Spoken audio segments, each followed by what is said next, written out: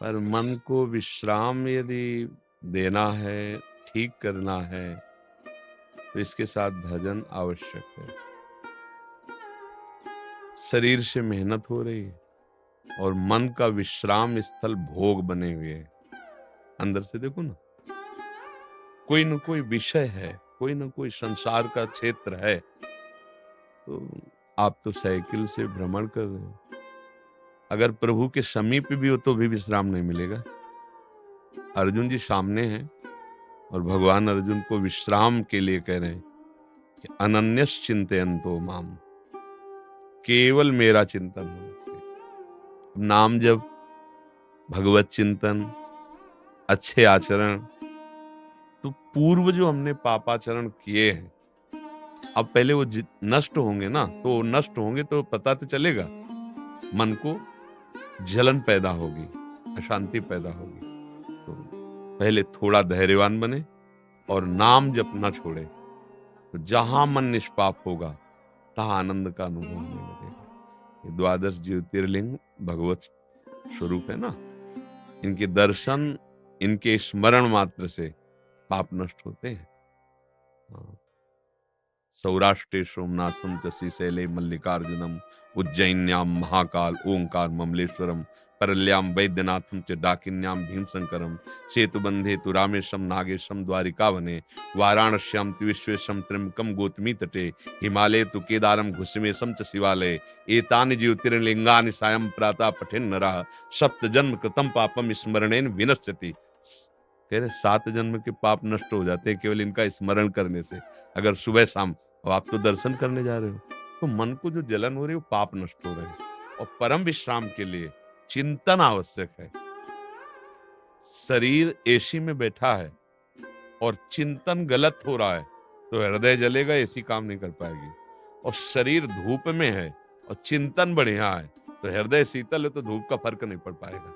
अर्थात चिंतन की विशेष प्रधानता है।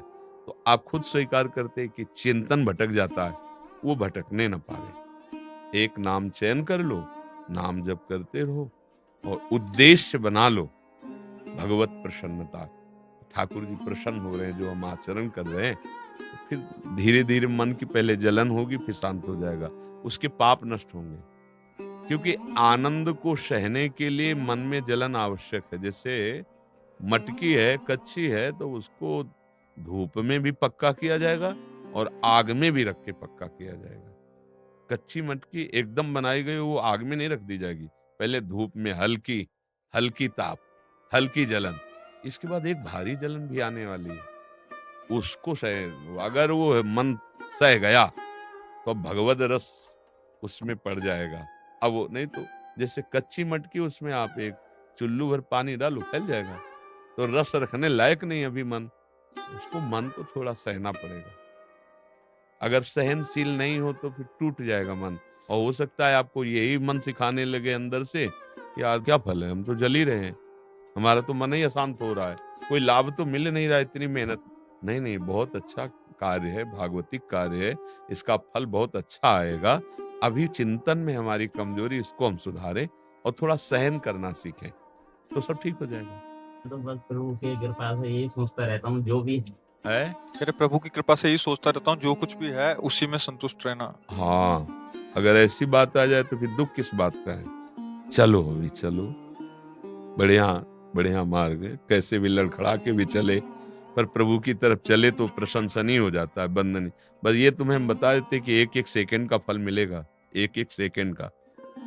कभी निराश मत होना, हताश मत होना। मैं तो खुश रहता हूँ, जो भी मिलता है, हाँ, भी मिलता है उसमें भी खुश रहता हूँ। तो फिर तो प्रश्न कैसे बन गया खुश? ये अगर मगर लेकिन सब चौपट कर देते हैं। बात बिगड़े 3 अगर मगर लेकिन। ये बहुत चंचल बच्चा, बहुत चंचल है। मतलब इसको जैसे अपने लोगों ने देखा ना, ये बिना जब तक भगवत साक्षात्कार नहीं हो जाएगा तब तक ये विश्वसनीय नहीं होता मन, बहुत ऊंचाई से गिरा देगा, विश्वसनीय नहीं होता। अभी कोई स्थिति थोड़ी आ गई अध्यात्म की, अभी तो यात्रा चल रही। हाँ, तो इसलिए बहुत गंभीर रहो और धैर्यवान रहो, चलते रहो। पर नाम जब चलता है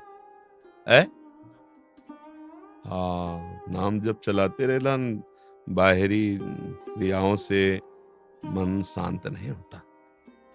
क्रिया आदि अंत वाली है, बिना अनंत सुख मिले मनी राम को रोकना बहुत कठिन है। नाम जब करते रहो, भगवद आश्रित रहो, धैर्यवान रहो, आगे का मार्ग खुद प्रशस्त हो जाएगा। बहुत धैर्य की जरूरत है, इसीलिए सत्संग की आवश्यकता है। अगर सत्संग सुनते रहो और नाम जप करते रहो तो एक बल मिलता चला जाएगा। साधन को हरिभजन है, कै सत्संग सहाय। जीवन में किसी का अगर परिवर्तन हुआ तो सत्संग से हुआ है, और कोई ऊंचाई पर चढ़ा है तो नाम जप और सत्संग दोनों जिसके जीवन में है तो ऊंचाई में चढ़ जाएगा। जैसे कोई भी पक्षी उड़ता है ना, दो पंख होते हैं, ऐसे सत्संग और नाम जप, ये दो जहां जहां जाना चाहो जिस मार्ग में, ये ऊंचाई पर पहुंचा देंगे। बहुत बढ़िया मार्ग है। जीवन का उद्देश्य क्या है? इस दर्शन के बाद क्या उद्देश्य है? अभी समझ नहीं आता है? समझ नहीं आता। नहीं, अब इतना जीवन व्यतीत हो रहा तो समझ तो ठीक कर लेनी चाहिए कि हमारा उद्देश्य क्या है। ऐसे केवल घूमना उद्देश्य है? अब घर पहुंच करके फिर एक मार्ग चुनेंगे। अच्छा, ये तो मार्ग छोड़ेंगे नहीं फिलहाल तो अपना। अभी बच्चे हो, नाम जप करो, चलते रहो। अभी उद्देश्य चयन करना है। महाराज जी, इसमें हमारा एक प्रश्न है महाराज जी। जैसे ज्योतिर्लिंग आदि पैदल यात्रा है, साइकिल यात्रा पे, तो जो उसमें जो लोगों से प्रशंसा मिलती है, क्या जो एक सत्कर्म बन रहा है, इससे शुभ कर्म बन रहे हैं, उससे एक उत्साह आना चाहिए। तो अगर हम उस प्रशंसा का उपभोग करते हैं तो उसका क्षय होता रहता है। हाँ, पक्का। उसी क्षय से ही मन क्लेशित हो सकता है महाराज जी। ये भी पक्की बात है कि अगर हम कोई सत्कर्म करते हैं और उसको प्रशंसा के लिए करते हैं तो आपका हो गया हिसाब किताब। तभी तो है कंचन कामनी कीर्ति, ये तीन बड़ी बड़ी खाई हैं, इस मार्ग के पथिकों को धक्का मार के गिरा देती हैं, उसी में निकल पाना बहुत कठिन हो। और अप्रायः यही हो रहा है, मतलब बड़े से बड़ा कष्ट सहा जा रहा प्रशंसा के लिए। मतलब प्रशंसा के लिए बड़े से बड़े कष्ट सहने की अरे ये हरि प्रसन्नता के लिए, भगवत प्रसन्नता के लिए, ये भगवत प्राप्ति के लिए। हाँ, ठीक बात कह रहे हो। अगर ऐसा तो उसको सुधार कर लेना चाहिए।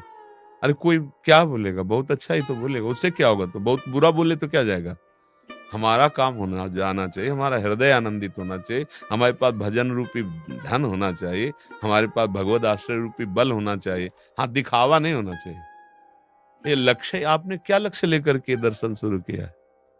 ये अपने जीवन में कुछ अच्छा कार्य के लिए कुछ पढ़ेंगे आगे और हाँ। करते रहेंगे, अपने सनातन धर्म के लिए कुछ करते रहेंगे। हाँ, ये भी बात ठीक है।